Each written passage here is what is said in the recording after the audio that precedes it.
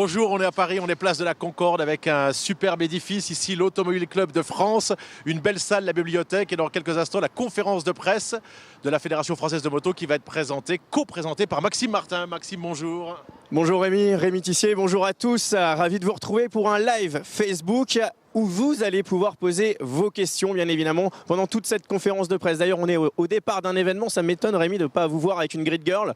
C'est un peu frisquet. Hein. C'est vrai. Allez, dans 15 secondes, départ de cette conférence de presse. Pas trop stressé? Non, on a l'habitude. Hein. Ça va? 5 secondes, attention. Là, on se concentre. Top générique.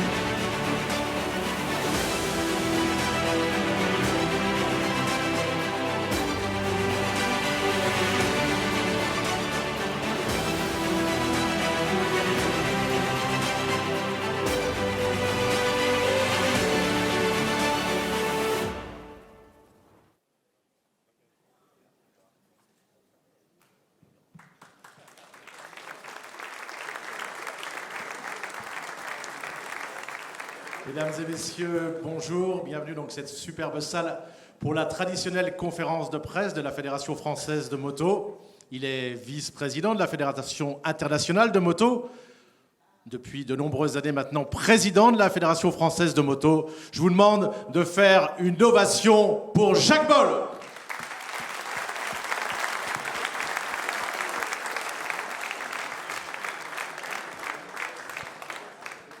On salue également tous ceux qui nous suivent, les fans sur Facebook, puisqu'on est en direct. On va saluer également les personnalités qui sont présentes ici.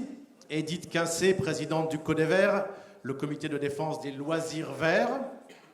Philippe Guérin, mandataire national de la Fédération française des motards en colère. Ainsi, bien évidemment, que les représentants des partenaires de la FFM. Jacques. Bonjour à toutes et à tous pour cette traditionnelle conférence de presse de fin de saison. Voilà, je suis vraiment très content de vous voir aussi nombreux et puis j'espère qu'on va bien débattre avec un petit peu de nouveau cette année puisqu'on donne également la parole à travers Facebook à des personnes qui sont à l'extérieur de cette salle. Voilà, des internautes donc qui peuvent poser leurs questions. Les 4 ou 5 meilleures seront reprises à la fin.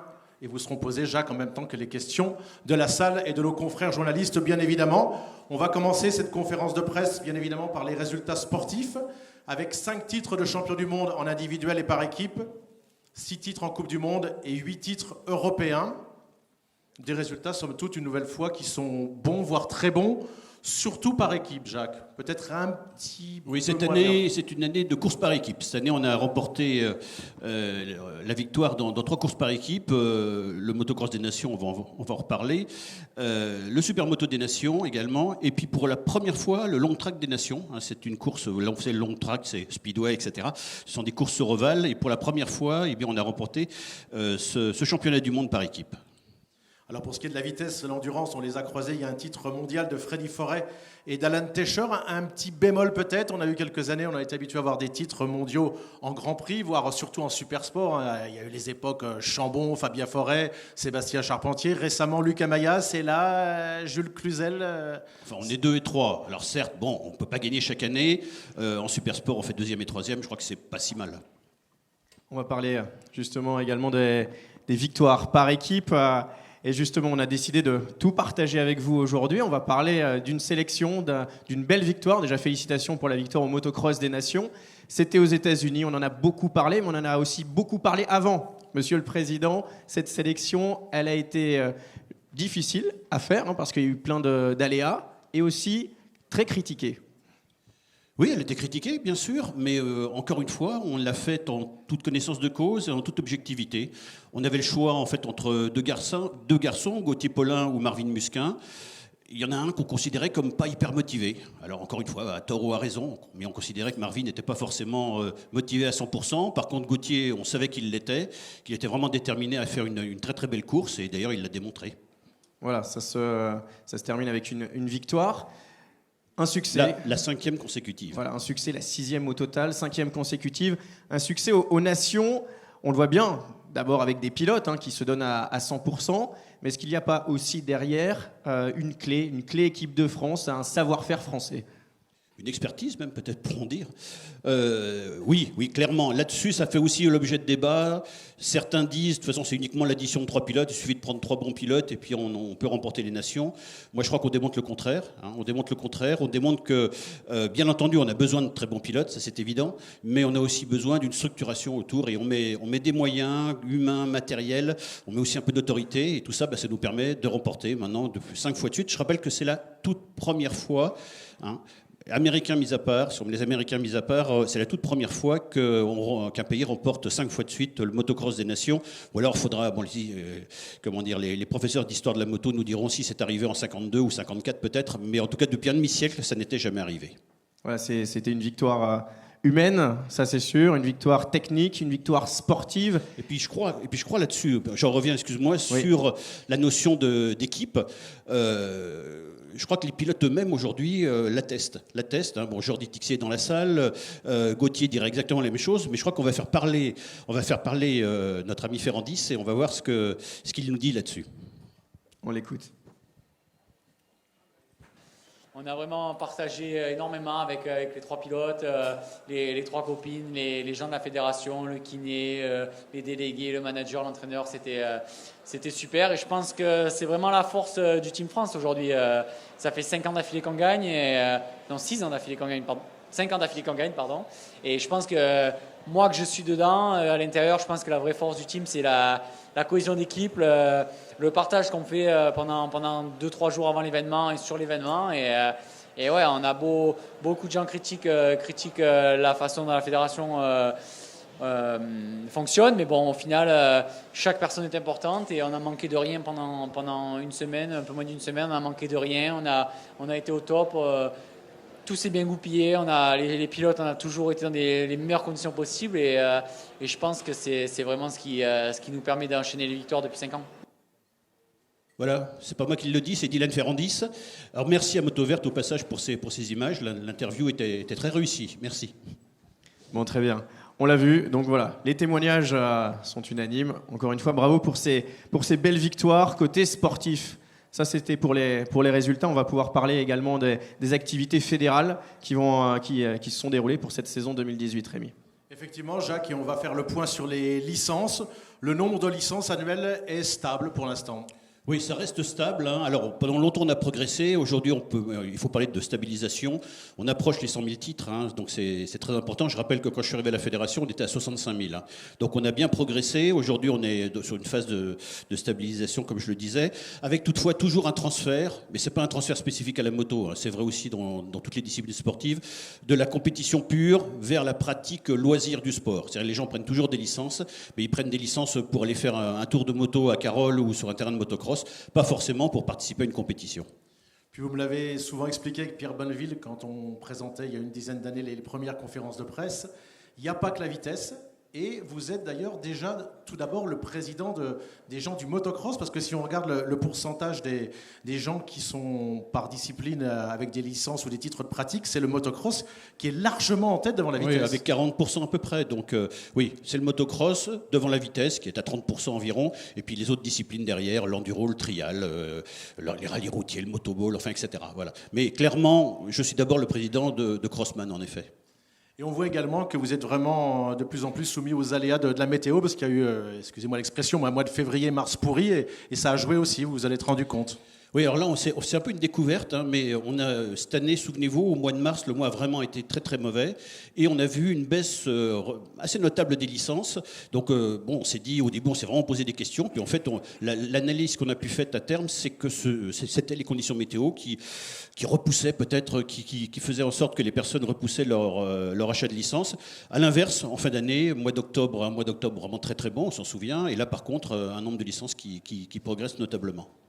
Alors si on a des licenciés, ça veut dire qu'on a des pilotes, il faut des courses, un point sur ces épreuves. Là, de la même façon, c'est stable. Oui, bien sûr. Vous savez, les pilotes, ils prennent des licences à la fédération pour participer à de l'activité sportive, que ce soit de l'entraînement ou des compétitions. Et donc, il faut qu'on maintienne notre niveau d'épreuve. C'est pas facile parce que, d'abord, c'est difficile sur le plan économique, c'est également difficile sur le plan environnemental. Mais pour l'instant, la fédération a réussi à maintenir son niveau d'épreuve. On a 1200 épreuves par an. 1200 au total, de la plus petite à la plus grande. Un petit point sur les grands événements, Rémi. Alors j'ai aperçu Claude Michy que je salue. Il y a bien évidemment le Grand Prix de France moto. PHA a réalisé la fréquentation la plus élevée de tous les Grands Prix de la saison, sur l'ensemble des 19 Grands Prix, parce que s'il n'y en a eu que 18 courus, il y en a bien eu 19, et il y a eu du monde qui attendait dans les tribunes en Angleterre sous la pluie. Mais bravo donc au Grand Prix de France, 105 000 spectateurs pour le dimanche simplement.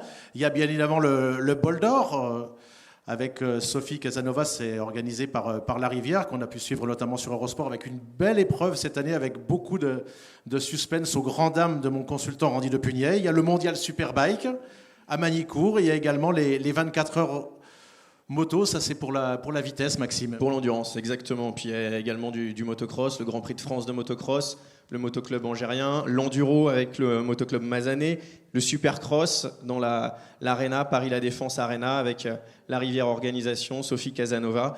Donc voilà, toutes ces épreuves justement sont au top de toutes nos disciplines. Rémi, il y a des événements 2018, c'est pas que des épreuves, la moto a également brillé. Non, il y a eu bien évidemment le salon, le mondial de la moto, avec l'auto cette fois-ci. Donc ça a été un succès populaire. 400 000 visiteurs sur la moto, 1 million de visiteurs au global avec le salon de l'auto. Et on salue au passage Jean-Claude Giraud, le commissaire général du salon, Maxime. 2019, ça nous emmène où tout ça? Il y aura le Super Motard des Nations, retour à Carole, le circuit Carole, 21-22 septembre prochain. 2 épreuves du championnat du monde d'enduro qui seront là. Le Trial des Nations Indoor également sera en France. Une épreuve de moto électrique, le Grand Prix, la Moto I. Sur l'enduro, dont une en Corse d'ailleurs. Dont une en Corse, ça c'est une première, effectivement. Et voilà, la moto électrique avec 3 pilotes français, Randy Depugnet. On aura également Kenny Forêt, Mike Di Meglio, bien représenté pour 2019. À noter également que l'aide financière de la FFM au club organisateur va augmenter encore en 2019. On sait que c'est un de vos chevaux de bataille, d'aider les clubs. Je l'ai dit tout à l'heure, pour qu'on ait des licenciés, il faut qu'il y ait une offre en face. Et donc, on a pris, il y a maintenant 7-8 ans, la décision d'aider les clubs, de les subventionner. Et donc, on poursuit cette aide et on l'augmente en effet en 2019. Alors justement, 2019, on va partir également avec, pour ces grandes épreuves, un nouveau président. La FIM a changé. Vous y étiez récemment? Ça s'est passé il y a quelques jours. Expliquez-nous. La France a même voté. Vous savez, il y avait 103 pays là-bas. C'était à Andorra-la-Vieille. Eh bien, écoutez, le président en place, qui s'appelait Vito Ippolito, vénézuélien, ne se représentait pas. Et donc, il y avait à l'origine 2 candidats, un Autrichien, Wolfgang Schröb, et un Portugais, Georges Vigas. Et puis, suite à un accident, Schröb a été obligé de se retirer. Donc, en fait, l'élection était quasiment garantie pour Georges Vigas, qui a été élu. Alors, il est francophone, parce que nous, on l'a beaucoup côtoyé dans le camion Hospitality de la FIM sur les Grands Prix. Il a fait ses études à la Sorbonne, en effet. Est-ce que c'est une bonne chose pour la Fédération française de moto, pour vous, d'avoir un francophone ? C'est toujours plus facile, évidemment, de communiquer avec quelqu'un qui est francophone, c'est plus facile. En plus, c'est un ancien pilote de vitesse. Il se trouve qu'il a couru à peu près à la même période que moi. Donc, alors, je ne le connaissais pas à l'époque, mais en tout cas, lui, visiblement, il m'a indiqué, il a participé aux 24 heures du Mans, je crois, la première édition des 24 heures du Mans. Bon, c'est quelqu'un qui connaît bien la discipline vitesse, peut-être un peu moins bien le motocross. Quelle évolution, du coup, pour la FIM, selon vous, puisque vous l'avez côtoyé là, en Andorre ? Oui, c'est un immense chantier, la FIM. Soyons clairs, c'est un immense chantier. Il y a tout à refaire. À ce point-là ? À ce point-là. Et d'abord au niveau de l'entreprise elle-même, parce que c'est d'abord une entreprise. Vous savez, la première décision du nouveau board, ça a été de licencier le directeur général et le directeur général adjoint. Voilà. Et pas vous ? Non, mais moi, je ne suis pas directeur à la FIM, moi, je suis vice-président. Donc, vous avez été à nouveau réélu ? Alors c'est la première fois que je suis nommé vice-président. D'ailleurs, pour la petite histoire, je ne m'y attendais absolument pas. Georges Vegas m'avait parlé de rien, et en séance, il annonce qu'il souhaiterait que je sois son vice-président. Je ne suis pas sûr que ce soit pas un cadeau empoisonné, parce que comme il y a énormément de travail à faire, on verra bien. Énormément de changements, donc, du coup. Il y aura sans doute beaucoup de changements, oui. Ça, c'est pour le côté international. On va s'intéresser, on va revenir sur la France Les circuits, et je vais parler de motocross notamment, ça fait de nombreuses années, depuis 2010, que vous travaillez sur des rachats pour pas perdre cette culture-là, et ça continue. Oui, ça fait déjà 12 circuits qu'on rachète et on continue à en racheter régulièrement. Et puis bon, là, on est sur une hypothèse de rachat d'un circuit et pas n'importe lequel, puisqu'il s'agit du circuit d'Ernée en Mayenne. Ernée, vous savez, c'est le circuit qui accueille régulièrement des grands prix, régulièrement le motocross des nations. Donc, ils ont aujourd'hui des difficultés économiques et ils nous ont demandé si on pouvait les aider. Donc, bon, ils avaient la chance d'être propriétaires de leur équipement. Donc, la fédération va vraisemblablement le racheter au cours du premier trimestre. Donc, il y a eu Gaillac Tulsa cette année. Et puis le futur nous emmènera certainement vers Ernée, qui est l'un des clubs organisateurs du championnat du monde de motocross. Ça, c'est pour les rachats, mais les circuits de motocross, il y a eu un gros travail aussi sur la sécurité, et ça, vous continuez. Bah ça, on continue. Vous savez, souvenez-vous, pour ceux qui ont participé à mes conférences de presse il y a peut-être 5 ou 6 ans maintenant, on avait beaucoup trop d'accidents en motocross qui impliquaient des spectateurs. Alors déjà, bon, lorsque vous êtes blessé dans le cadre de votre pratique, on va dire qu'il y a une notion de risque accepté. Par contre, lorsque vous êtes spectateur, lorsque vous êtes dans une zone autorisée au public et vous recevez une moto dans la figure, ça par contre, c'est absolument inacceptable. Voilà. Donc il fallait en vitesse, on a beaucoup travaillé là-dessus. En vitesse, de ce type d'accident n'arrive plus. Mais il faut rappeler que dans le passé, on avait eu un accident gravissime au Mans en 55, je crois. Il y a eu 80 morts. Une Mercedes était sortie dans la foule. Bon, aujourd'hui, ça n'arrive plus sur les circuits de vitesse. Par contre, ça arrivait encore il y a peu sur les circuits de motocross. Donc, on a vraiment beaucoup travaillé là-dessus. Et je dois dire que les stats sont très positives. En tout cas, sur les 3-4 dernières années, elles sont très positives. Ouais, si on prend les stats justement de ces visites, 1000 visites cette année sur 700 circuits environ. Donc c'est pas 1000 visites cette année. Je pense que ça, c'est l'addition de toutes les visites. 1000 visites jusqu'à cette année. Oui, jusqu'à cette année. Ouais. 1000 visites jusqu'à cette année sur l'ensemble des circuits. Donc c'est assez impressionnant. Une deuxième phase qui va être entamée justement prochainement. Oui, parce qu'on a beaucoup travaillé là, sur la protection du public. Alors, il y a une deuxième phase qui est sécuriser les circuits pour les pilotes également. Donc, on va travailler là-dessus. Et Loïc Léonce et Olivier Robert s'y emploient au quotidien. On va passer à une activité qui plaît énormément à mon ami Rémi. Oui, c'est le sport au féminin, parce qu'on a eu la chance sur Eurosport de vous proposer une course de Super Sport 300 et on a vu une femme titrée en roulant avec les garçons, c'est l'Espagnole Ana Carrasco. Et ça vous tient à cœur également, Jacques Boll, le sport au féminin, la moto au féminin avec la Women's Cup. Il y a eu le premier championnat de France féminin de vitesse cette année. Si tu veux tomber tes papiers, tu vas avoir du mal à suivre là. Alors là, oui, la Women's Cup, alors c'est devenu un championnat de France. Donc la personne, la jeune fille qui a remporté donc cette formule cette année est championne de France et c'est en effet une grande première à la Fédération française de moto. Il y a eu souvent des courses réservées aux filles, mais elles n'avaient jamais le titre, l'appellation championnat de France. Aujourd'hui, on considère que c'est mature et qu'on peut en effet avoir une championne de France dans le cadre de cette épreuve. Alors, il y a eu 4 épreuves, dont une en ouverture des 24 heures du Mans et une autre en ouverture des 12 heures de Magny-Cours, avec près de 60 pilotes femmes engagées au Mans et 40 en moyenne sur les autres épreuves. Vous attendiez à ça? Il y a eu plus de demandes? Non, c'est bien. C'est vraiment un niveau de participation qui est tout à fait satisfaisant. On va citer la première championne de France féminine, Margot Vanham. Oui. Ben voilà, écoutez. Où est Margot? Elle est à quel endroit? Voilà. Bravo Margot.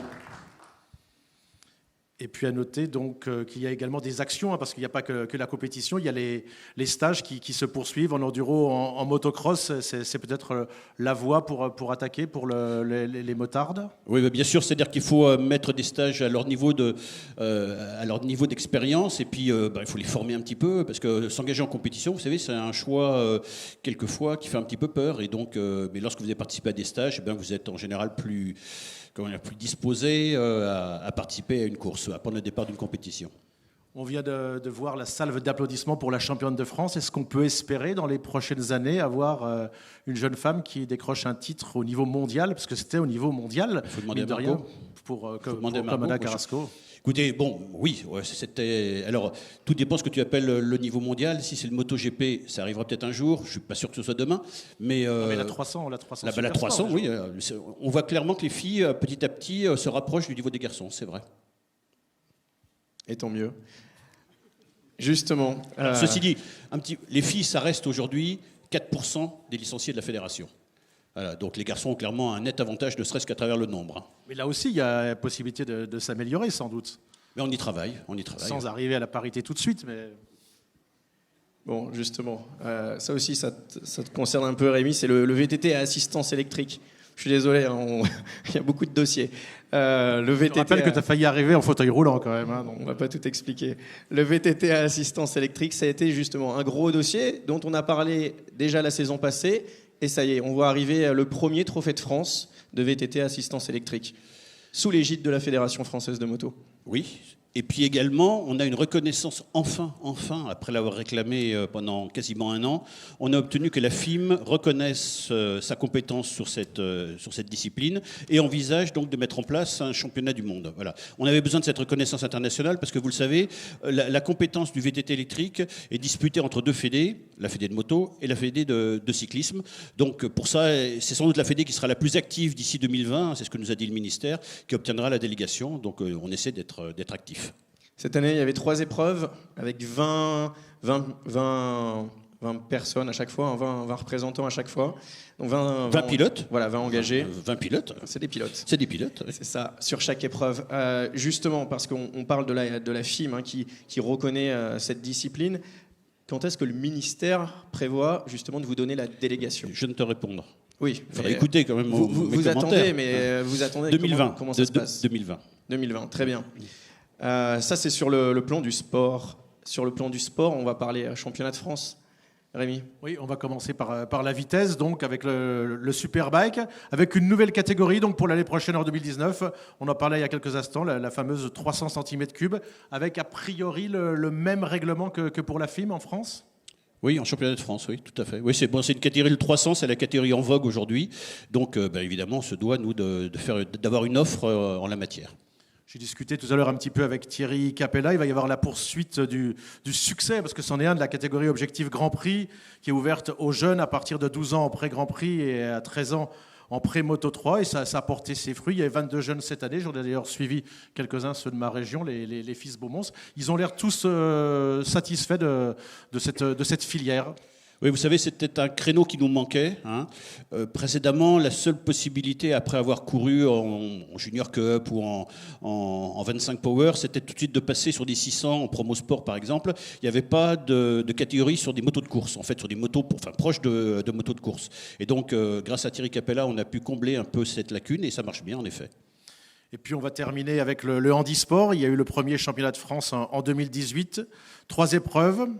Pau dans le cadre des promosports, le circuit Carole dans le cadre du WERC, puis il y a eu également une course dans le cadre du trophée de votre ami le regretté Robert Doron.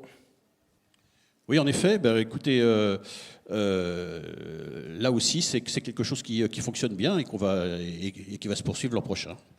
Il y avait en gros une dizaine d'engagés en moyenne par épreuve et le champion de France, c'est Benoît Thibal. Et un ancien enduriste d'ailleurs. C'est un ancien enduriste qui a remporté cette formule.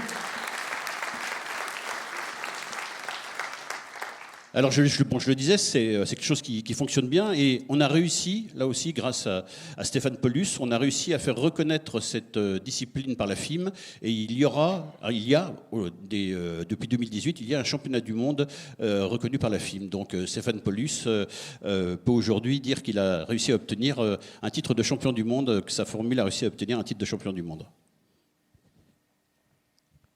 Vous attendez qu'on parle de motocross, j'ai l'impression, c'est ça. Le championnat de France de motocross a évolué ces dernières années. On a rassemblé les catégories avec des jeunes, l'espoir, avec le junior, l'élite, voilà, qui font un grand week-end de course. Et ça marche parce que les clubs ont répondu présent. On a un vrai championnat très complet maintenant. Oui, ça faisait longtemps qu'on voulait réunir, comme ça se fait en vitesse d'ailleurs, toutes les catégories dans le même championnat. Précédemment, vous aviez un championnat de France 125 sur tel endroit, 250 sur un autre endroit, etc. Bon, puis voilà. Donc aujourd'hui, on a rassemblé toutes les catégories avec les jeunes également qui sont présents et ça marche bien en effet. Ça marche bien. Alors moi, l'école du motocross, j'ai pu la faire et ça a commencé par le mini-vert. Et justement, le mini-vert va évoluer encore l'année prochaine parce qu'il y a tellement une demande importante que vous allez organiser des qualifications. Oui, je crois à travers des zones, en effet, parce qu'il y a beaucoup de demandes, donc ça veut dire que ça marche bien. Voilà, il faut continuer sur ce chemin-là. Le sable également. Le sable, et on est en plein dedans en ce moment, c'est la grosse activité de l'hiver. Le championnat de France des sables, là aussi, il y a une grosse réponse des clubs et des pilotes. C'est une catégorie relativement nouvelle, hein, parce que mis à part le Touquet avant, des courses sur sable, il n'y avait rien d'extraordinaire qui se pratiquait. Et puis depuis une dizaine d'années, on a vu ça monter en puissance. Et aujourd'hui, c'est un championnat qui marche super bien. On a des participations de 600, 700 pilotes sur certaines manifestations. Donc c'est vraiment une très belle réussite. Alors ça, c'est la réussite. Hein. Et le circuit Carole, toujours avec la FFM. Là, vous développez énormément le loisir. Oui, bah écoutez, aujourd'hui, trouver une moto, louer une moto pour aller sur un circuit, c'est pas très facile. Ça se pratique beaucoup en karting, beaucoup dans d'autres disciplines. Par contre, en moto, c'était très difficile. Donc, avec Yamaha, on a décidé de proposer une offre. Donc, il y a une offre aujourd'hui à Carole avec des R3 et ça marche bien. C'est parti un petit peu difficilement, mais vraiment, ça monte en puissance. Et aujourd'hui, on loue très régulièrement les motos. Parfait pour essayer. Rémi? On va terminer avec le patrimoine. Ça vous est cher également, Jacques. Vous allez créer avec la FFM la Fondation du patrimoine sport motocycliste. Pourquoi ? Parce que personne ne s'en occupait jusqu'à présent. Jusqu'à présent, il y avait quelques associations qui faisaient un travail remarquable, hein, mais je dirais que sur le plan institutionnel, il n'y avait pas de structure aujourd'hui qui s'occupait du patrimoine. La fédération s'en occupait pas. La fédération n'a jamais eu la culture du patrimoine et j'ai trouvé ça dommage. Et donc j'ai souhaité mettre en place une fondation. Alors fondation qui sera chapeauté par la fédération, mais à l'extérieur de la fédération. Alors vous allez me dire, pourquoi ne pas créer un département au sein de la fédération ? Aujourd'hui, le président est motivé par le patrimoine. On peut imaginer que dans 15 ans, le président le soit beaucoup moins et qu'il trouve que ça prend beaucoup de place, que la pièce en question, on pourrait l'utiliser à autre chose. Et on pourrait tout à fait imaginer que tout le patrimoine qu'on aurait accumulé pendant 15 ou 20 ans soit dispersé, voire jeté. On a connu ça.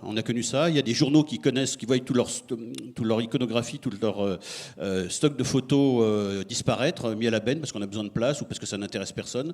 C'est arrivé à la fédération, hein, tout le stock photo dans les années 90 avait été jeté. Voilà, et donc ça arrive malheureusement trop souvent. Donc pour préserver tout ça, on lance cette fondation. Justement, concrètement, pour avoir une petite idée, on parle de patrimoine au sens large. Qu'est-ce qu'on pourra y retrouver concrètement ? Qu'est-ce que vous voulez essayer de sauver ? Beaucoup de choses. C'est l'un des problèmes, c'est définir où ça commence et où ça s'arrête. C'est bien sûr des photos, bien sûr des programmes. Ça peut être aussi des vêtements de pilote. Ça peut être des motos. Ça peut être vraiment beaucoup de choses. Très bien. Et on va citer les gens qui vont participer dans le membre du conseil d'administration. Ce sont pratiquement les frères Jacques, puisqu'il y a vous, Jacques. Il y a Jean-Claude Jacques. Il y a Jacques Busillet. Et puis il y a Éric Deseine et Jean-Marc Denu. C'est que des personnes qui sont intéressées par le patrimoine et par sa sauvegarde. Et voilà pour cette conférence de presse. La première partie, en tout cas. Voilà. Première partie. Et puis maintenant, on va donner la parole à la salle et puis aux internautes, je crois. Voilà, exactement. Exactement. Hein. Vous pouvez poser vos questions actuellement en direct sur Internet. Faites-le. C'est votre occasion de pouvoir parler au président par l'intermédiaire justement de la page Facebook de la Fédération française de moto. Dans la salle, c'est plus simple. On lève la main. Voilà, donc qui veut poser la première question à Jacques Boll ? Oui, Jacques Bussillet, je vais juste intervenir en vitesse. Je n'ai pas de question, mais puisque on nous suit en direct dans les clubs et tout ça, et qu'effectivement, Jacques m'a informellement chargé d'une réflexion sur cette préservation du patrimoine, il faut savoir aussi que, par exemple, beaucoup de pilotes, d'acteurs du sport, se font leur petit pressbook, même au niveau régional. Eh bien, toutes ces informations, ça fait partie de choses d'une importance capitale quand ensuite on recherche l'histoire. Et quand on commence à piocher dans un autre domaine, j'ai travaillé avec des musées et ils m'ont appris énormément de choses. Donc, sachez-le, tout document est précieux. Ensuite, évidemment, ce sera le rôle de cette commission, des gens chargés qui s'en occuperont, pas que moi d'ailleurs, ou peut-être même pas moi, mais de sélectionner, mais que les gens comprennent l'importance du capital mémoire que représentent toutes ces choses éparses. Alors Jacques a cité effectivement les programmes, le matériel. Évidemment qu'il y a aussi des collectionneurs qui en procèdent et qui permettent d'ailleurs d'avoir des bases consultables, mais que chaque, j'ai envie de dire, fan de moto considère qu'à sa manière, il conserve des choses qui sont précieuses dans cette idée de sauvegarde de patrimoine. Merci. Merci Jacques. Alors, quelques questions d'internautes. On va commencer avec la première. Jacques, une question de Thierry, donc, sur Facebook. Que pensez-vous faire pour endiguer la baisse inquiétante du nombre de commissaires de piste dans toutes les disciplines? C'est l'avis de cet internaute. Oui, alors ça, bon, je dirais c'est le bénévolat en général, hein, c'est vrai aussi à la Croix-Rouge. Hein. Vous savez que les commissaires sont des bénévoles, et donc il y a moins de bénévoles aujourd'hui qu'hier. On y travaille avec les ligues, avec les clubs. Aujourd'hui, on indemnise les commissaires, il n'était pas hier. Mais bon, écoutez, on s'en occupe en tout cas, mais qu'il n'y ait pas non plus une telle... je veux dire, bon, ce sont en général des gens relativement âgés, donc forcément, il y a un turnover assez important. Les gens âgés, un jour, ne souhaitent arrêter. Il faut attendre que la génération d'après arrive, et c'est vrai qu'il faut attendre que la génération suivante soit elle-même à la retraite, parce qu'on va dire qu'on a 60%, 70% des commissaires qui sont des retraités. Voilà, en tout cas, on les remercie. Ils jouent un rôle très important sur les circuits. Prochaine question dans la salle. N'hésitez pas. Ne soyez pas timide. Vous en avez plein de questions. Ou alors peut-être vous êtes en train de les envoyer sur Facebook. Sinon, le temps que vous vous décidiez, une question de Jérôme. Pourriez-vous, Président, nous expliquer la raison des augmentations annuelles des licences? Elle est surprenante, cette question. Vraiment, je ne m'y attendais pas du tout. Alors d'abord, bon, les augmentations, c'est souvent, elles sont souvent, ça relève du fantasme un petit peu, parce que certes, les licences augmentent, le prix des licences augmente, mais il augmente peu ou prou au même niveau que l'inflation. Sur les 2 dernières années, les augmentations sont proches de celles de l'inflation, en tout cas pour les principales licences, à la NCO ou la licence entraînement, à 2-3 euros près, on est sur les chiffres de l'inflation, donc les augmentations sont, je dirais, raisonnable, voire normal. Donc là-dessus, il n'y a pas à fantasmer. Et puis on fait beaucoup de choses aussi avec ça. Alors la question suivante en général, c'est mais vous faites quoi de l'argent des licences? Alors non, on ne va pas aux Canaries avec l'argent des licences. Non, on ne se paye pas des grands gueuletons à Paris. Vous êtes allé en Andorre quand même. Pardon? Vous êtes allé en Andorre quand même. J'étais en Andorre, oui. Et donc, on fait vraiment beaucoup de choses. On rachète des terrains, on l'a dit. On a pris en charge, par exemple, la gestion du circuit Carole. Alors, pour reprendre la gestion du circuit Carole, qui perdait chaque année 300 000 euros, si vous n'avez pas un minimum de moyens, vous ne pouvez pas le reprendre. Bon, donc nous, on a pu le reprendre parce que les finances de la fédération sont très positives. Ça permet aussi d'offrir à nos licenciés de bonnes couvertures d'assurance, les meilleures au monde, dit la FIM. Les pilotes français ont la meilleure couverture d'assurance au monde. Bien. Et c'est pas d'ailleurs, les gens de chez La Rivière sont là, ils peuvent en témoigner parce qu'ils ont eu récemment un problème avec un pilote. C'était pas un pilote de l'Afrique subsaharienne, hein, c'est un pilote américain. On peut imaginer que les pilotes américains sont très bien couverts. Eh bien non. Il y a eu de gros problèmes de rapatriement, etc. avec un pilote américain sous licence AMA. Je peux vous garantir une chose, il y en a certains dans la salle, je vois Florian Marino par exemple qui en a profité. Eux, quand ils ont des problèmes d'accident, quand ils sont bloqués à l'autre bout du monde, ils savent qu'on va les rapatrier. Mathias Bellino, on l'a rapatrié, alors que c'était pas à nous de le faire normalement. Les textes disaient que c'était à l'organisateur. On l'a rapatrié. Voilà. Les pilotes français, ils sont bien couverts. Bon, ceci dit, ça coûte un peu d'argent, bien sûr. Avec cet argent, qu'est-ce qu'on fait également? On subventionne. Des pilotes.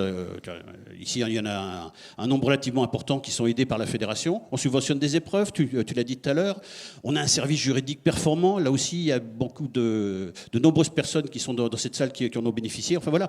Et les juristes, faut les payer. Hein. Donc, très franchement, on investit l'argent des licences. Formation juriste, d'ailleurs, je crois. Oui, mais j'ai également un service juridique. Hein, donc.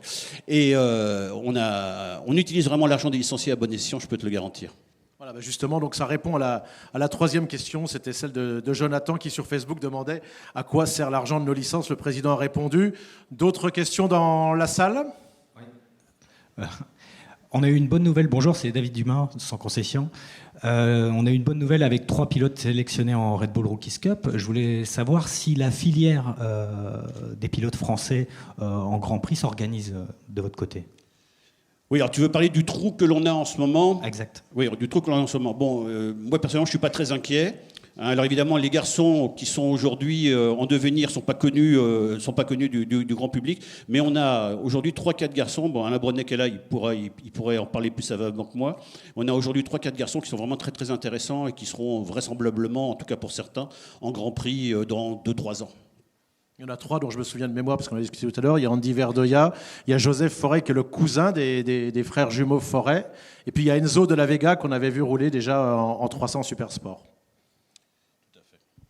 Voilà, d'autres questions. Alors une question de Charlotte qui vous demande, Jacques, sur Facebook toujours, vous pouvez toujours continuer de poser des questions. Le sport moto électrique, la moto électrique, vous y croyez vraiment? Honnêtement? C'est une question piège. C'est une question piège. Alors, pour être politiquement correct, oui, bien sûr, j'y crois, bien évidemment, bien évidemment. Réellement, j'y crois pour certaines disciplines. J'y crois pour le trial. J'y crois pour le motoball. D'ailleurs, on a fait fabriquer des machines pour le motoball. Dans l'état actuel de la technologie, pour la vitesse, malgré ce que fait la Dorna aujourd'hui, pour la vitesse, pour l'enduro, pour le motocross, aujourd'hui, c'est à mon avis pas suffisamment abouti. Alors ça ne veut pas dire qu'en 2030, ça ne le sera pas, hein, mais aujourd'hui, et on a vu l'évolution, puisque moi je rappelle qu'on avait fait un colloque là-dessus sur est-ce que l'électricité est l'avenir du sport moto en 2009. Entre 2009 et 2018, les choses ont un petit peu évolué, mais pas de façon vraiment très spectaculaire. Donc il faudra encore quelques années avant qu'on voie des motos électriques vraiment, vraiment performantes, parce que même aujourd'hui, bon, on sait que la Formule E, et ça a besoin d'ajustement. Hein. Aujourd'hui, on sait que les motos chauffent, les moteurs chauffent, etc. Et puis il faut régulièrement changer les batteries, ou en tout cas les recharger. Donc pour l'instant, on n'a pas encore trouvé la solution pour avoir des motos à un poids raisonnable, hein, parce que la solution, c'est de mettre beaucoup de batteries. Beaucoup de batteries, ça pèse très lourd. Hein. Donc, avoir des motos performantes avec un poids raisonnable sur une durée convenable, pour l'instant, c'est pas prêt. Mais j'ai pu constater pendant les Grands Prix cette année qu'il y a quand même eu un changement de mentalité, et je dirais même un engouement en deuxième partie de saison à partir d'Aragon. Au début d'année, Nicolas Gaubert était presque embêté de nous montrer cette énorme batterie. D'un seul coup, on a vu des pilotes vouloir commencer à s'y intéresser. Puis finalement, Randy Depugnet s'est engagé, Mike Di Meglio, et même des garçons comme Troy Corser, finalement, pour des raisons X ou Y, n'ont pas eu de guidon parce que lui, il ne voulait pas payer. Mais il y a eu plus de pilotes qui ont voulu faire ces 5 courses de moto électrique qui vont être avec les Grands Prix, dont le Grand Prix de France, que de moto. Finalement, il y a eu des candidats recalés. Donc c'était pas la tendance en tout début d'année quand on était au Qatar pour le début de saison. La Dorna met d'énormes moyens là-dessus. La Dorna a besoin de se faire de l'image. Elle met d'énormes moyens là-dessus. Moi, simplement, je dis, si la question c'est est-ce que vous considérez qu'aujourd'hui c'est viable sans grosses subventions comme la ville de Paris le fait pour la course à Paris, sans de grosses subventions qui sont les subventions que la Dorna peut mettre sur ce projet, aujourd'hui c'est pas viable. Ça le sera sans doute un jour, mais aujourd'hui c'est pas viable. Et on a besoin de la compétition aussi peut-être pour viabiliser cela. Hein, la compétition, on le sait, permet d'être plus performant. Il faut rappeler que les freins à disque ont été d'abord testés en compétition aux 24 heures du Mans, les phares à iode, etc. Bon, aujourd'hui peut-être que c'est à travers la compétition qu'on aura des véhicules électriques performants à moyen terme. Vous avez la parole. Levez la main, monsieur.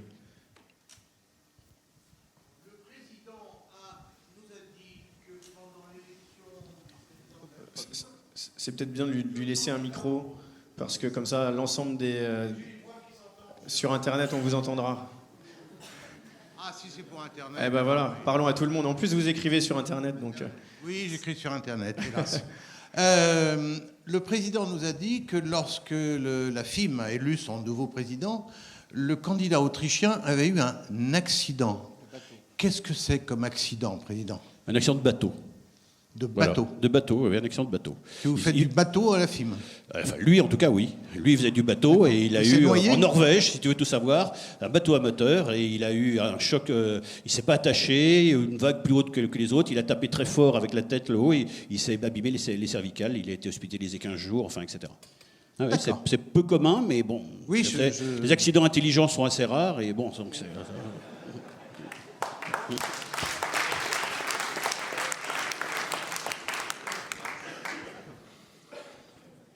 Allez, on va enchaîner avec une autre question sur Facebook de Luc. Une question qui est récurrente, hein, qui revient relativement souvent, on l'entend souvent. Prix des licences, j'ai déjà répondu. Non, non, mais c'est pas ça du tout. Pourquoi le sport moto n'est-il pas médiatisé à sa juste valeur en France ? Parce que les ménagères de moins de 50 ans ne s'intéressent pas au sport moto. Voilà. Enfin, bon, tu es bien placé pour savoir qu'il y a aujourd'hui toujours un dieu qui s'appelle encore aujourd'hui l'audimat, hein, ou les parts de marché. Et on sait qu'aujourd'hui, malheureusement, le sport moto n'intéresse pas autant que ça l'auditeur moyen, l'auditeur lambda. Et faut rappeler que France Télévisions avait essayé au début des années 2000, la 6 aussi avait essayé, ils ont arrêté au bout d'un an chacun, parce que ça marchait pas. Parce que ça ne marchait pas. Alors ça marche pour une chaîne thématique, Eurosport au hasard, mais par contre, bon, le sport moto n'a pas l'engouement de l'Italie ou de l'Espagne. Voilà. Lorsque vous allez en Espagne, vous ne pouvez pas louper, c'est impossible de louper des 4x3 sur Marquez ou sur Lorenzo. Dans les stations-service, leur effigie est partout. Est-ce que c'est vrai en France ? Malheureusement, non. Alors, le sport moto a beau être hyper spectaculaire, tout le monde le reconnaît. Malheureusement, ça n'intéresse pas suffisamment autant de monde. Et la fédération ne peut pas y faire grand-chose. Je ne peux pas aller dans chaque foyer et dire aux ménagères de moins de 50 ans, ouvrez la télé, regardez le sport moto. Il n'y a peut-être pas non plus le même nombre de victoires pour les Français, malheureusement, que pour les Italiens ou pour les Espagnols, pour les titres et pour les victoires. Alors, tu as raison, mais enfin bon, qui de la poule ou de l'œuf, on peut se poser la question aussi. Mais enfin, en tout état de cause, tu as raison. Il est clair que si demain, on avait un Français qui se battait pour le titre et qui était champion du monde en MotoGP, ça apporterait un regain, ça c'est évident. Bon, alors on l'espère, on l'escompte, mais ceci dit, on n'arrivera pas au niveau des Italiens ou des Espagnols. Moi, j'en suis persuadé et je le regrette. C'est une question de culture ? Sans doute. Comme d'ailleurs, on le sait, le sport moto dans les pays scandinaves, par exemple, ça marche pas hyper fort. Après, il faut compter sur nos médias qui sont présents, qui nous écoutent, parce qu'on a eu aussi une belle victoire au motocross des nations et qui, quelquefois, n'est pas mise assez en évidence non plus. Donc voilà, c'est aussi à nous tous de faire le maximum pour porter notre sport au plus haut. Une question supplémentaire ? Oui, bonjour à vous tous. Jackie Hutto, chroniqueur à Sportbike et vendeur d'essence occasionnelle. Je voulais simplement rejoindre Jacques sur effectivement le nombre de téléspectateurs. Vous ne rassurez pas Canal+, ici présent, en disant que malheureusement ça ne marche pas. Je crois que ça doit marcher. Je crois qu'on doit tous travailler dans ce sens-là. Et je crois également me rendre compte qu'en Espagne, malheureusement, le fait d'avoir pris une télévision payante, on s'est rendu compte qu'il y avait énormément de chutes de téléspectateurs parce que l'abonnement coûtait trop cher. Et donc l'année prochaine, eux aussi vont passer au streaming de façon à justement regagner un grand nombre de téléspectateurs. Pour en venir évidemment aux Français, si on avait un Français capable de gagner en Grand Prix en MotoGP, bien évidemment, et on compte énormément sur Zarco, même s'il est trop tôt l'année prochaine pour attendre de lui et de sa nouvelle KTM des miracles, je crois qu'effectivement, dans un avenir relativement proche, on aurait pu en parler, Fabio Quartararo sera là également pour le seconder. Je crois qu'on a de la chance d'avoir des pilotes comme ceux-là. Je crois qu'on va attendre également les autres. Il y a du renouveau avec la classe 300, avec ce que fait donc Thierry Capella, avec ce que vont faire, et je l'espère, s'ils sont très bien encadrés, les 3 jeunes qui vont participer à la Rookies Cup l'année prochaine. Je crois, Jacques, qu'il faut que vous soyez très proche d'eux, vous et votre staff en tout cas, de façon à les aider, de façon à leur permettre en tout cas de grandir, parce que c'est un milieu, on le sait, particulièrement délicat. Je suis d'accord avec toi, Jackie, mais on est déjà présent à côté d'eux. Alain Brenec, à ce niveau-là, fait vraiment un très bon travail. Et donc, en effet, je suis complètement d'accord. Il faut que la fédération soit à leur côté, c'est vrai. Une question Facebook d'Estelle qui vous demande, Jacques, au vu des difficultés à pratiquer l'enduro dans certaines régions, quel avenir voyez-vous pour cette discipline, l'enduro, qui est en pleine mutation ? Oui, là aussi c'est une bonne question. Alors déjà on travaille à la sauvegarde là aussi des épreuves d'enduro. Et, on a un service juridique avec une directrice qui est spécialisée en droit de l'environnement et on a sauvé, chaque année on sauve 1 ou 2 épreuves, chaque année. Bien, donc on poursuivra ce travail. Mais évidemment, on sait que ce sera malgré tout, sur le long terme, ce sera de plus en plus difficile d'utiliser la nature pour ce type d'activité. Alors bon, là je me projette aux années 2040-2050, mais ce sera sans doute plus difficile. Alors on parle de plus en plus aujourd'hui d'une nouvelle formule d'enduro qui rayonnerait beaucoup moins, comme le Grand Prix de France en 2018. C'est plus facile à organiser. Si vous n'avez pas des parcours de liaison qui mesurent 20, 30, 40 km, eh bien c'est plus facile à organiser. Ce sera peut-être l'avenir de l'enduro. Alors évidemment, les puristes dénonce un petit peu cette évolution ou cette possible évolution. Ceci dit, on risque malheureusement d'y être contraint. Y a-t-il d'autres questions dans la salle après celle de Jackie ?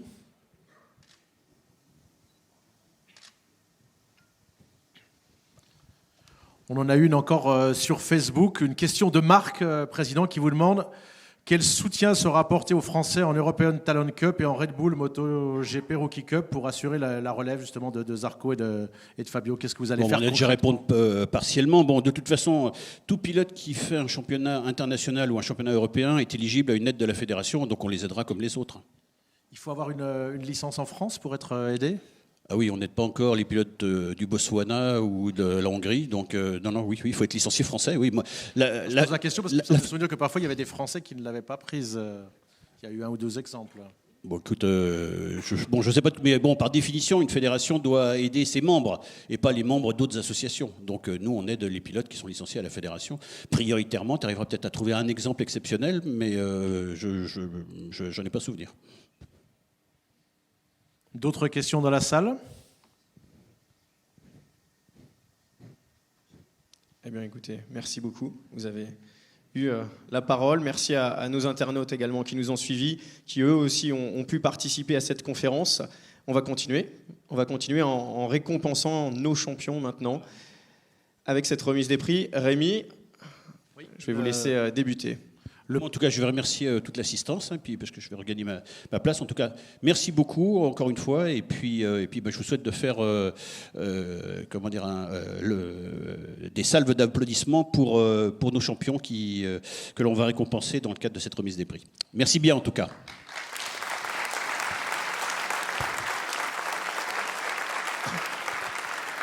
Merci Monsieur le Président, merci d'accompagner justement nos champions sur toute la saison et pour revenir justement sur cette belle saison, voyez tout de suite en images qui sont nos champions, comment ça s'est passé, les plus belles images de cette saison 2018, c'est tout de suite.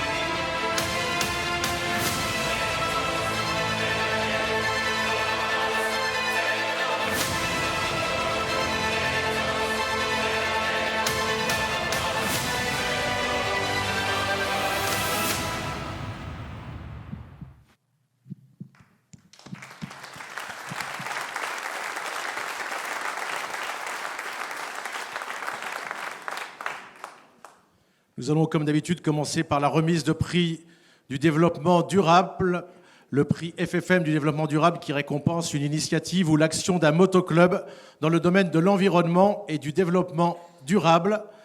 Et pour cela, j'appelle Yves Prado, qui est le président du comité environnement et développement durable.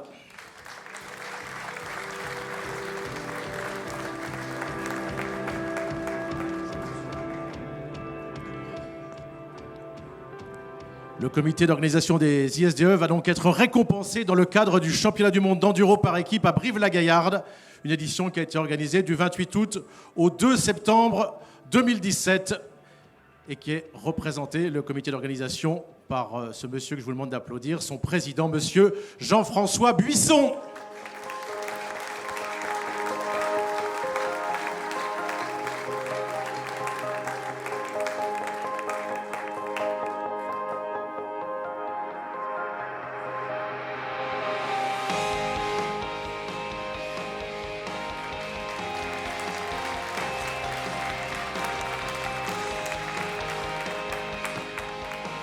Et on débute tout de suite avec nos champions.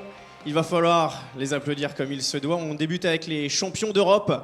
On parle de motocross, une récompense qui va être remise par Jean-Marc Dénu, s'il vous plaît, le premier vice-président de la Fédération française de moto.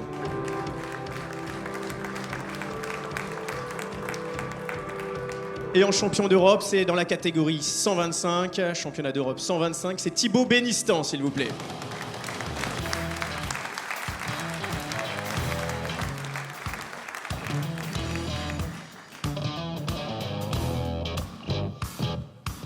Bravo Thibaut.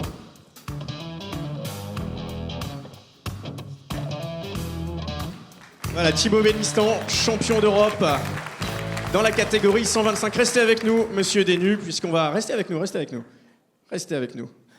Oui, Jean-Marc, reste avec nous, puisque dans la catégorie drag bike en vitesse, on va récompenser, vous allez récompenser le vainqueur du championnat d'Europe de drag bike. J'appelle, et je vous demande de l'applaudir, Bertrand Maurice.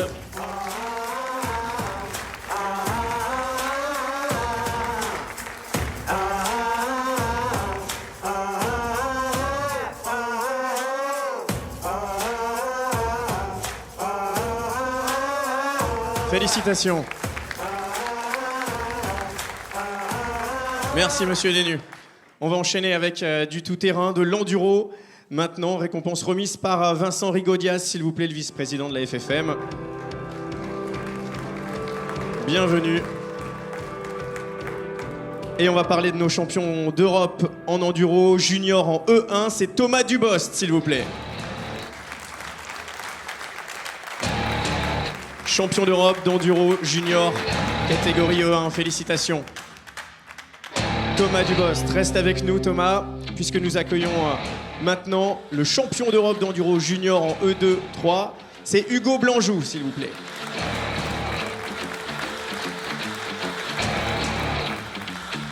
Bravo Hugo. Et si je vous demande de rester avec nous sur ce podium, c'est parce que vous avez aussi remporté avec l'équipe de France, vainqueur du championnat d'Europe d'enduro junior par équipe. Le classement par équipe, c'est Hugo Blanjou, Thomas Dubost, il y avait également Nils Sterick et Nathan Berrer qui étaient avec vous. Et le team manager, je vais l'appeler, c'est Pierre-Marie Castella.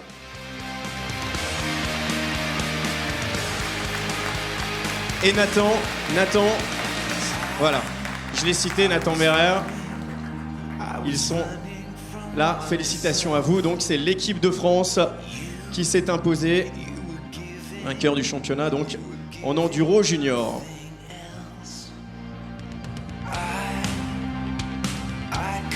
Félicitations à vous tous, le prix donc remis par Vincent Rigaudias. On peut les applaudir, notre équipe junior d'enduro.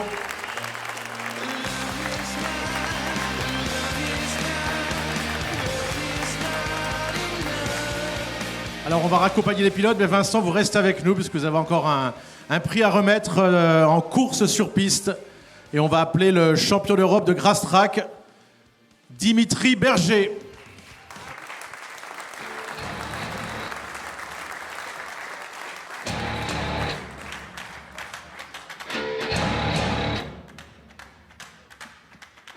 Félicitations Dimitri.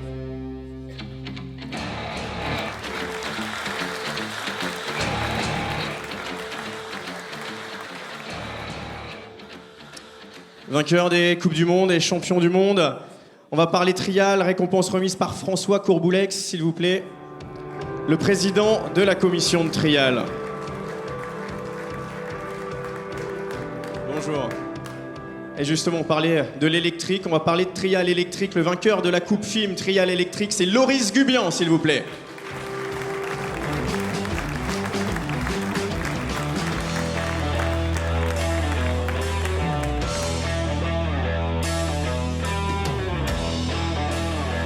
Loris Gubian, François Courboulex, vainqueur donc de la Coupe FIM trial électrique. Merci.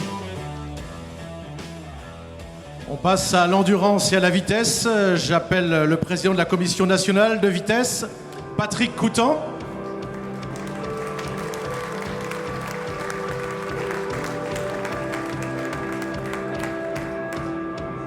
Et nous allons récompenser avec vous, Patrick, le team Tati Beaujolais Racing, vainqueur de la Coupe du Monde d'endurance Superstock classement team et pilote. Les pilotes qui sont Julien Pilot, Kevin Denis, Julien Enjolras et le team manager, le papa, Patrick Enjolras.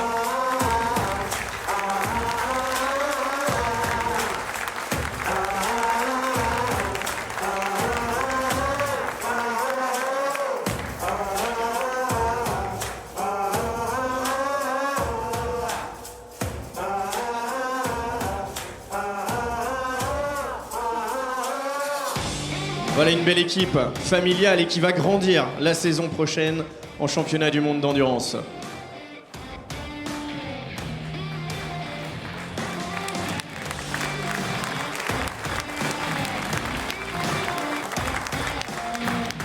Patrick, vous restez avec nous. Vainqueur du championnat du monde d'endurance 2017-2018, j'appelle Freddy Forêt et Alan Techer.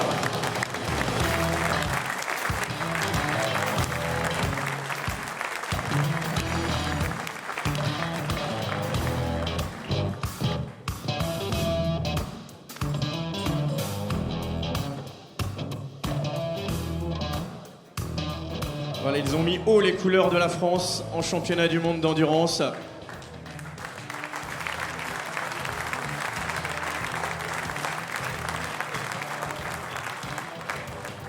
Vainqueur de multiples épreuves cette année. On enchaîne avec la course sur piste, les récompenses remises par Patrick Berthaud, s'il vous plaît. Le trésorier de la Fédération française. Et le vainqueur de la Coupe FIM en long track chez les jeunes, c'est Steven Labourie, s'il vous plaît.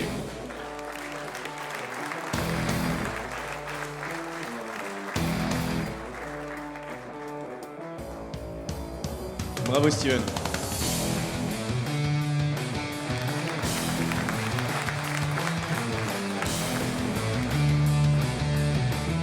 Vainqueur du championnat de long track des nations, l'équipe de France avec les pilotes Dimitri Berger à nouveau, Mathieu Trésarieux, David Bellego et le team manager Laurent Sambaret.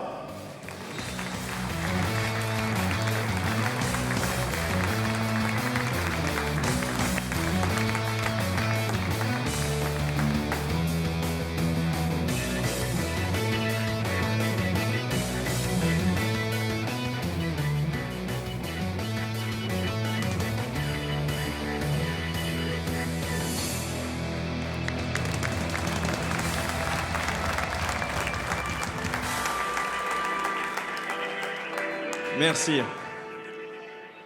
Et je vais appeler maintenant le président de la commission de motocross, Jean-Pierre Forest, s'il vous plaît, pour accueillir dans quelques secondes bien ceux qui ont fait encore une fois ajouter une étoile sur le maillot de l'équipe de France. Ils ont représenté de la plus belle manière. C'est la 5e victoire consécutive, la 6e au total. L'équipe de France de motocross est une nouvelle fois championne du monde. Et je vais demander à Jordi Tixier de me rejoindre.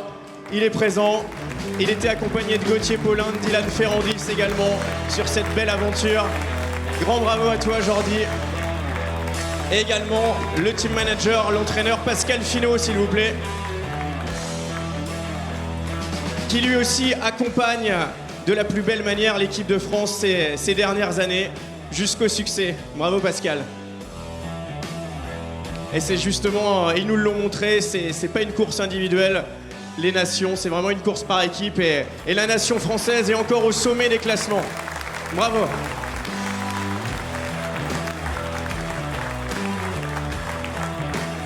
Un grand merci. On peut les faire rester avec nous puisqu'on va inviter l'ensemble de nos champions maintenant sur scène, Rémi. Oui, on va vous demander, vous les pilotes, de revenir pour la photo de famille.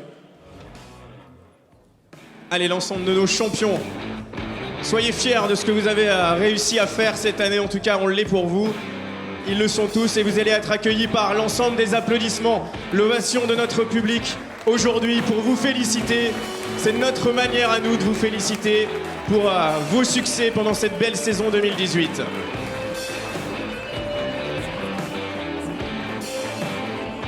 Et on salue également tous les internautes qui nous suivent sur Facebook pendant cette remise des prix, qui ont la chance de voir donc leurs champions de toutes les disciplines moto. N'hésitez pas à vous serrer, qu'on vous voit tous, vous n'êtes pas dans la lumière. Venez avec nous, venez un petit peu plus au centre. Un grand bravo en tout cas à tous ces champions dans l'ensemble des disciplines moto.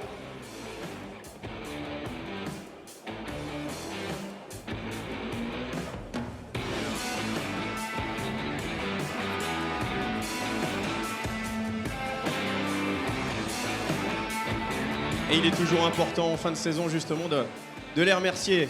Et pour les remercier, je vous demanderai de les applaudir une nouvelle fois. Nos champions en saison 2018, dans les championnats d'Europe, les championnats du monde, en individuel ou par équipe. Continuez à nous faire rêver. Bravo à vous tous. Tu as envie de dire un petit truc? Eh bien écoute, on est ouvert et tu peux nous dire un petit truc. Vas-y Jordi Tixier. Bah voilà, moi ça me tenait juste à cœur de vous dire un petit mot ce soir, parce que c'est vrai que j'ai eu la chance de représenter l'équipe de France aux Nations cette année. Donc pour ça, je remercie vraiment la fédération, Jacques et toute son équipe de m'avoir fait confiance. Ça a été une année pas facile, mais au final, bah voilà, grâce à vous, on a vu la lumière au bout du tunnel. Et on espère que 2019 sera vraiment top. En tout cas, ça a vraiment bien commencé avec les Supercross déjà. Donc merci à tous, merci à la fédération, merci Jacques, merci à toute son équipe. Et on se donne rendez-vous en 2019. On espère ici avec un nouveau titre. Merci Jordi Tixier. Et je peux vous dire que ces garçons-là, ils sont revenus avec beaucoup d'émotion. Après avoir décroché cette étoile, c'était beau. Je note une chose, entre Dylan et Jordi, les pilotes de motocross sont extrêmement reconnaissants envers la fédération. Et je pense que Gauthier ferait la même chose et que beaucoup d'entre vous également. Mais voilà, quand on est soutenu et de la meilleure manière, ça porte ses fruits et c'est ce qu'ils ont fait.